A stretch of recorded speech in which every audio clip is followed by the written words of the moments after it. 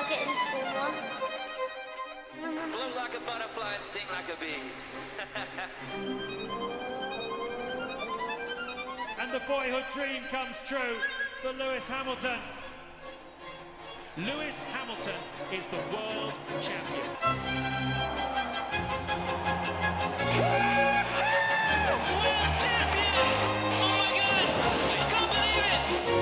It is the championship in 2015 for Lewis Hamilton.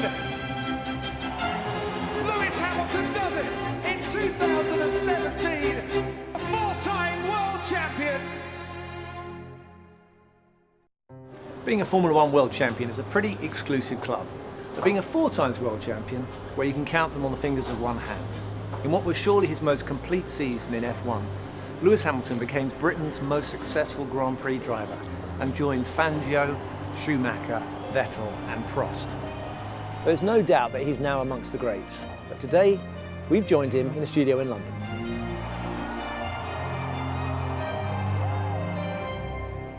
Well, Lewis, last time we spoke, you hadn't even driven the 2017 Mercedes. Yeah, it was a whole 9 months ago. And you had no idea what to expect of the upcoming season, a lot of expectation, but I have to say, it went well, didn't it? Yeah, it definitely did. I think when we started, after we spoke, testing obviously was it was solid in terms of the running we had, but I think Ferrari did some serious pace, which we thought at the time we couldn't match. And that car seemed to, just everywhere they put it, every track they put it on, it just seemed to work without too much work. So you knew you had some competition, but you also knew you had, you had a defeat in the previous season with Nico, taking the championship. Did you change, does that make you more motivated? Did you come in with a changed approach? Honestly, I didn't really see it as defeat, so I guess defeat is really a state of mind, and I guess just at that time I didn't see it as defeat. I just saw it as an opportunity to grow, and so I looked upon the year and I just looked at the different things, places where I could have improved, because I did have a strong year, so you've got to take the positives from it, but then take the negatives and try and work on them, which I did. And yeah, I think I improved on all the areas that I planned to. Went to visit Toto at his house and sat in the kitchen and had a good conversation.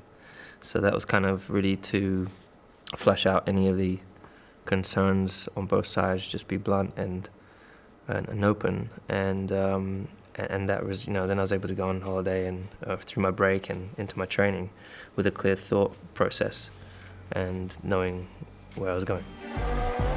P1 Sebastian, P1. Forza Ferrari, ragazzi, questo è per noi. Grazie. Vettel's coming up to back marker traffic, Lewis. It's still all to play for. Yes, guys. Yes. That's what I'm talking about. You had this challenge from Ferrari. It's quite obvious they had the pace. So you had races like Monaco, where it was a disappointment. Yeah. And Hungary was a difficult race as well in terms of pace. Yeah, I think the car it didn't work everywhere, and fundamentally has a few issues. Some of them are inherent from what we've had in the past 4 years. And we've taken it over, and being that it's a bigger car, wider, it's just magnified that issue. And so through the year, we're starting to see these things happen and not understanding why. And that's something that we've understood now. And then we were able to act upon it. But the championship all the time is brewing. You've got Valtteri in the frame as well, but really it seemed like it was between you and Sebastian. You had this extraordinary thing in Azerbaijan. Mm-hmm. Can you talk about that? Yeah, I knew right from the beginning it's going to be a key year when you're fighting against a Ferrari and a 4-time world champion. I knew that I had to be at my best. Also knew what I was working with, and there was no doubt in my mind of firstly what the goal was and whether or not I could do it. But I knew that the impact that it would have, the significance of beating a 4-time world champion and Ferrari in the heat of this kind of battle. I was like, I've got to bring my A game. And that's what I tried to do every weekend. Looking back at Baku, one of the things I worked on this year is restarts. The first one, he was asleep, pulled away, caught him napping.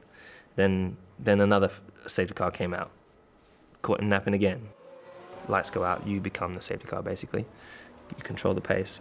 And I just, I was letting the car go. So I did exactly the same as I did on one of the time before, 2 times before.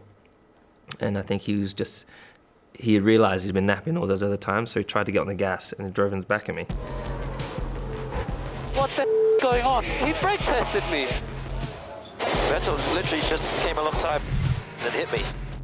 Formula One always throws up these moments where you couldn't believe what you're watching. I know. You seem to lose it completely, and then... I'm not one for violence really, but every now and then sometimes it can be handled that way. Well, I mean, if he wants to prove that he's a man, I think we should do it out of the car, face to face. I wasn't thinking of that, I think I've always, since I was really, really young, I remember when I was karting, my dad just always said, just do your talking on the track. So when I was in karting, I get brushed off by some idiot and you just want to go over and punch him in the face, straight up. But my dad just always said, just do your talking on the track. So that's what I did, and that still stands for today. So I was able to remain composed. I think the worst thing was that there were certain individuals who I spoke to later on, and I'd be like, there's like, oh, he didn't do it on purpose, surely. I was like, do you realize that we're both like at the top of motorsport, Formula One? We both know how to drive the car in a straight line. And he's like, surely not. And this is like high up stewards would say this. So, and then afterwards they were kind of like, oh, actually, maybe you're right. I'm like, what race were you watching? But, and you got your dose of bad luck in the race with this extraordinary thing that happened with the headrest, which was also a bit bizarre. So, races were lost through bad luck and maybe just Ferrari being better as well. Sure. But the championship started to heat up. I mean, you came to Britain and you absolutely dominated that race. Building up to the British Grand Prix is always, there's always this incredible kind of will and just the want to deliver to the, there's so many people have worked all year to save money to go to that Grand Prix, to take time off work or bring their families down, and the support is just incredible. And I was like, I've got to make sure that I arrive this weekend with everything intact and make sure that I execute, faultlessly. And so I really put a lot of emphasis on that Grand Prix in order to try and not let people down.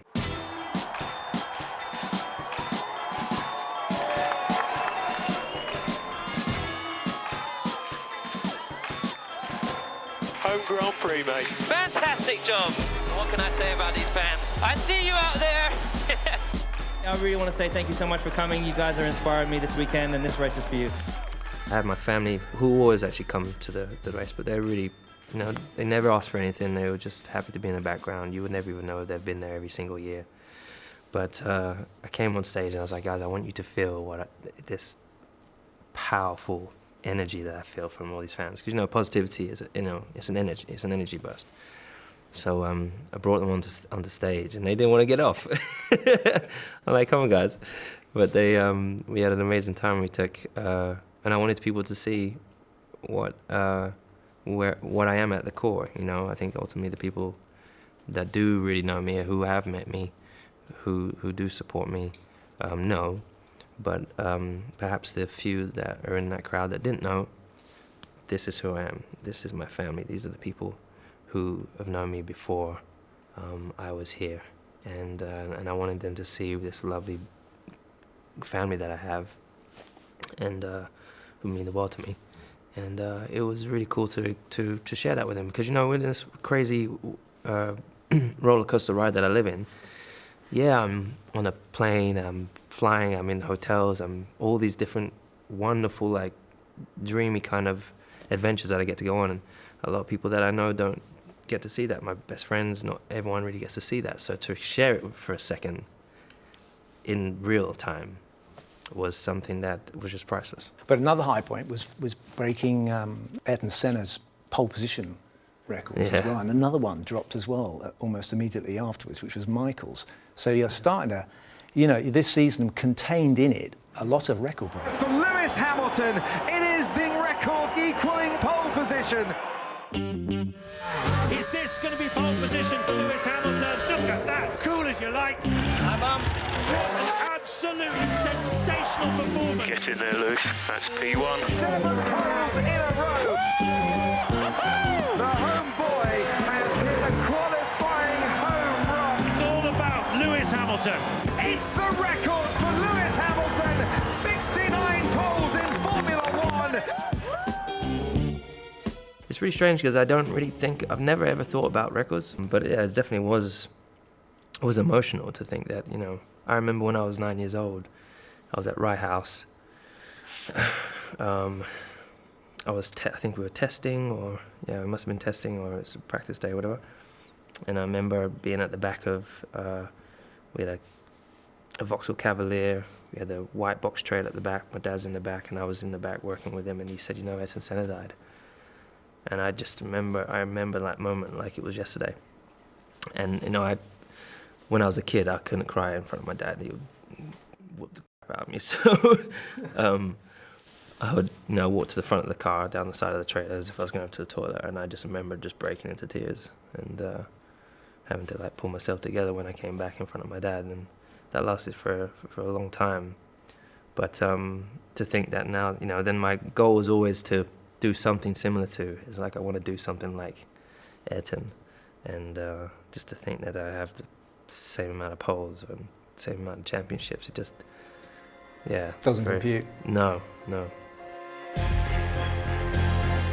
As I pulled away, I was alongside Ricciardo, and then there's this commotion that happens on the left-hand side. Verstappen gets an excellent start. Kimi Räikkönen on the inside, and he's crashed with Verstappen. He's hit Vettel as well. I go into turn 1 in second, and I'm like, yeah, this is a fantastic start.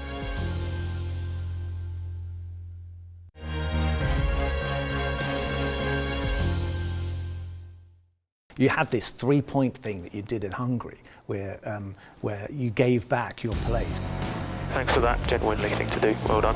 Thanks, Lewis. We're left hanging over the break. We're thinking, was that a good thing to do? Will he lose the championship because it was so close? Yeah. We're thinking this could be critical. But you came back and just smashed it from there onwards. Monza. Get in there, Lewis. It's just a walk in the park. Fantastic result, guys. Thank you so much. And then we went to Singapore.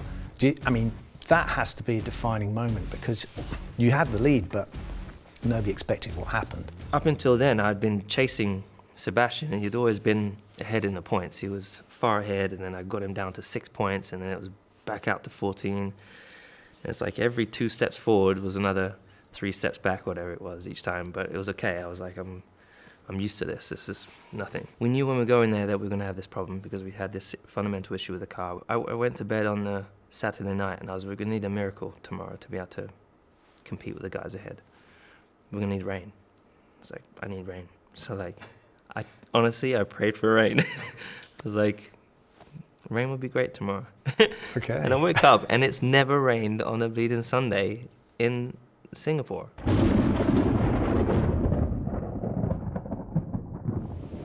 And I'm standing on the grid, and I'm looking up, and I'm thinking, this is beautiful. Because I'm gonna beat everyone in the rain. That just knowing firstly how I'm able to drive in a way, and secondly with the way our car is, it's like because it flexes and whatever it does, it's basically softer in the rain, and I'm gonna have them overtake most of them by the 10th lap. That's my mindset, you know. And then obviously as I pulled away, I was alongside Ricciardo, and then there's this commotion that happens on the left-hand side. Verstappen gets an excellent start. Kimi Räikkönen on the inside, and he's crashed with Verstappen. He's hit Vettel as well. I go into turn 1 in second, and I'm like, yeah, this is a fantastic start. And I was looking forward to having the next battle with Sebastian, and then he spun. That is a championship-defining moment. And then after that was like, okay, I've got this easy 25 points now. It's all mine to lose. So like the pressure switches, you know, it switches from the attacking to then the defending. It was so easy to make a mistake through that, you know, that race. It was very, very slippery. And, you know, the one thing in my mind in that race particularly, I was thinking about Senna crashing in Monaco and just thinking, don't drop the ball. Don't drop the ball once, you know. You've done this a million times, do not drop the ball. and I didn't.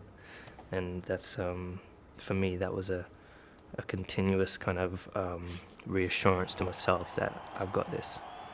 And of course, you know, then that's a 25-point swing, and then there's still lots of races to go, but I was kind of that, this is now the wind's in my sail. So we're waiting now, aren't we? After Singapore, we're actually thinking, okay, when is it going to happen? But finally it happened, and it happened in the most peculiar way, didn't it? But it happened at least in Mexico. Obviously, I could have just backed off and let these guys go and battle their way into the lead and easily finished third. But I was like, no, I'm here to race, and I was excited about this race with these two drivers.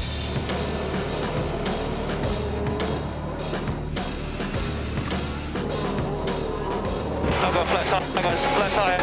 Copy, Lewis. So box. I left a lot of space. Like, I couldn't have left more space for Sebastian. But he chose to use a lot more room than he needed to, and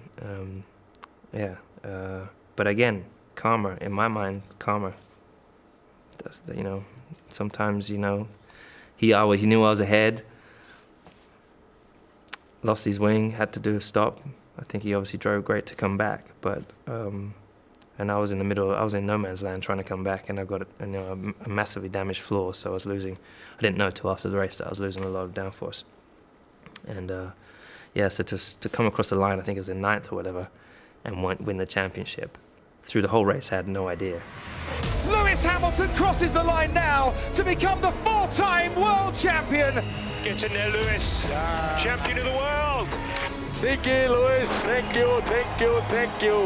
4-time, thank you. I'd like to say a big thanks to everyone in this team. I'm just so grateful for all your hard work this year. God bless you. I guess some races don't matter, it's just the championship is so much of a big prize, isn't it? Great arena to do it as well, the amphitheatre, and you jumped out the car and started running around. Did you know where you were going there? There was all sorts of chaos I think my mind was just firing in all cylinders and going all over the place. So I got out and I was like, I'm going to go for a jog. Jeez, I didn't realise how far it was from that hairpin all the way down to the pit lane. Jeez, it was so far. I'm running and I'm thinking, geez, my heart's going to explode. I get back to the garage and nearly pass out. And I remember someone was standing there with a tray of champagne. So I just took a swig of that, downed it, and it didn't taste good at all. But by that point, you'd crossed over into a completely different world, really, in terms of Formula One history. 4 world championships. Fangio, Prost, Schumacher, Vettel, Hamilton. Yeah. That's it. Part of that gang. That's crazy. There's still a few more out there with a few more championships. Yeah, but it's a very small club. It's it's crazy, man. Well, dude, I was like this small when I was watching you race. Yeah, well, you know, you guys, you legends. I was out there watching you guys and playing. You know, I was playing computer games with you guys as the drivers. And the only thing I can say from any comparison, I've only got one championship, but I mean, I know what it's like to be you're inside this story. We're on the outside watching. We're watching this progress of yours. And every year, this year, how would you quantify your driving? It seems to me you were driving even better than ever before. You seem more relaxed. Yeah, I would say more assured of myself this year, I would say, than ever. And I think that comes from a lot of different things. But obviously, I'm getting older, so that comes with that. I think confidence in your work, your work ethic, your work relationship with the guys that you're working with.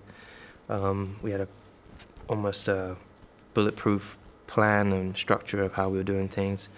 I think there was a great positive energy in the team, a new resurfaced positive energy within the team that hadn't been there for a while, and plus we were fighting another team, so again everyone was super encouraged to go that extra distance, and same for me. I was like, I'm going to prove to this team that and to Mercedes and to my family and to everyone else, and even myself, what I can do, who I am, you know, why I'm here, and I'm not going to stop until it's done. Still more to come then, perhaps?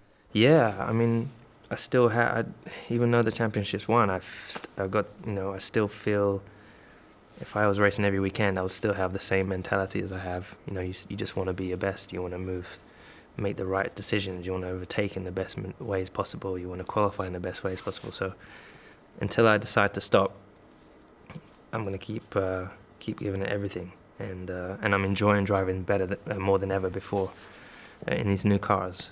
So, gonna give it everything for next year. I'm hoping McLaren, with the new engine on board, hopefully finally they can rise from the drought and come back into a positive light and be the great team they are. And obviously they've got another, so have that world champion in the mix. That's for me probably the most exciting. So myself, Sebastian, and Fernando, for me, that's what's on top of my mind. We're not at the point where you're stopping just yet, but we're stopping for Christmas, and you'll have time perhaps to reflect. Maybe it'll sink in what you've achieved this year. How are you going to let yourself go? Do a bit of skiing? I see you out there with skidoo and snowboarding and stuff. And yeah, I'm a bit of an extremist, so I'm always doing stuff. So I'm going to try and do as much as I can in the. I mean, this part of the year, December and January, is really the one bit of downtime you get during the year where you're really in one place for a period of time. But it goes so quick. And before you know it, because you have to get back into training, you're already back in beast mode, trying to think about destroying everyone in the next season. So it's really just about utilizing the precious moments that you get, making memories in the small time that you have, and cherishing it. So that's, I'm going to do hopefully I'll do some sports, come back stronger for next year. Great. Well, it's been an absolute pleasure talking to you. Thanks very much for your time, Lewis. Hope No problem. you and the Hamiltons have a fantastic Christmas. Thank you. And come back next year and do it all again. Hope so. Good to see you, man. Cheers. Cheers.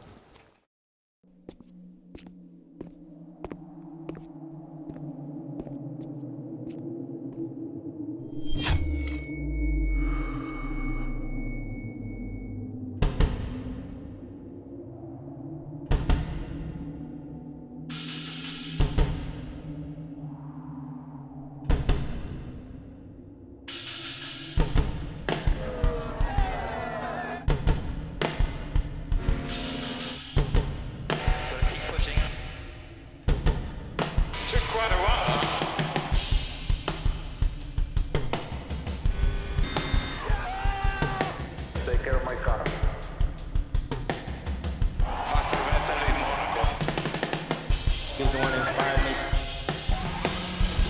Fantastic job, guys. We brake tested me. Vettel just hit me. Cheers, guys. Any damage? Yeah, a lot. Yes! Fantastic job. Here we go again.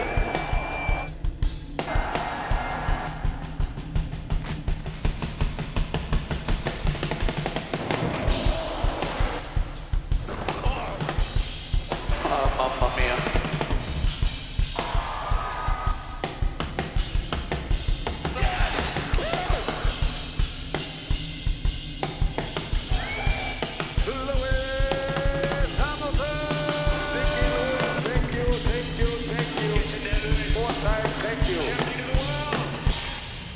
God bless you.